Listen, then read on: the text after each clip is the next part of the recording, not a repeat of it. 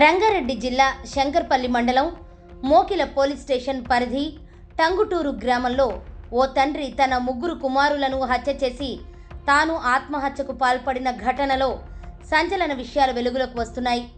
నిందితుల్లో 5 రిపోర్టర్లతో పాటు ఒక హోంగార్డు సైతం ఉన్నట్లు పోలీసులు తెలిపారు.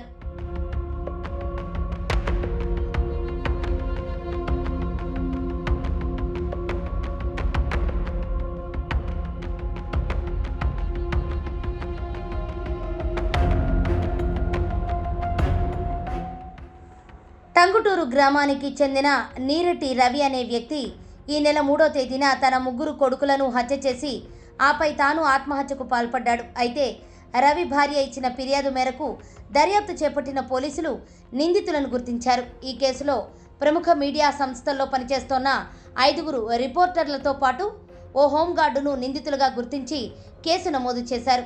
వీరందరినీ అదుపులోకి తీసుకుని విచారిస్తున్నారు.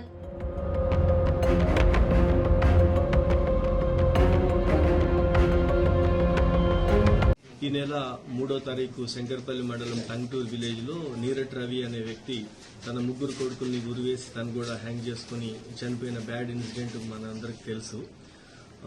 ఈ విషయంలో పరిశోధన చేస్తే తర్వాత అతను జిఎస్ఎన్ ఫౌండేషన్లో కొంత అమౌంట్ ఇన్వెస్ట్మెంట్ గ్రామస్తుల దగ్గర నుంచి ఫ్రెండ్స్ దగ్గర నుంచి తను ఇన్వెస్ట్మెంట్ కలెక్ట్ చేసి జిఎస్ఎన్ ఫౌండేషన్ కట్టాడని, తర్వాత వాళ్ళ దగ్గర నుంచి రిటర్న్ రాకపోయే వరకు ఆర్థిక ఇబ్బందుల్లో ఉండి కొంత గొడవ జరుగుతున్న క్రమంలో కొంతమంది పత్రికా విలేకరులు మా దగ్గర నుంచి ఉన్న ఒక హోంగార్డ్ కూడా ఇతనికి ఈ విషయాన్ని బయట పెడతాము లేకపోతే ఈ అతను బ్లాక్మెయిల్ లాగా చేసి ఒక పరిస్థితి క్రియేట్ అయింది.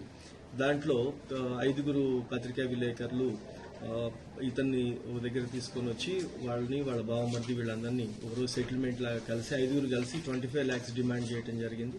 దాంట్లో లాస్ట్కి 10 lakhs ఒప్పుకొని తప్పని పరిస్థితుల్లో అతను ఆ రోజు భార్య యొక్క పుస్తల తాడు కూడా తాకట్టు పెట్టేసి వాళ్ళకి 2.5 లక్షలు ఇవ్వటం.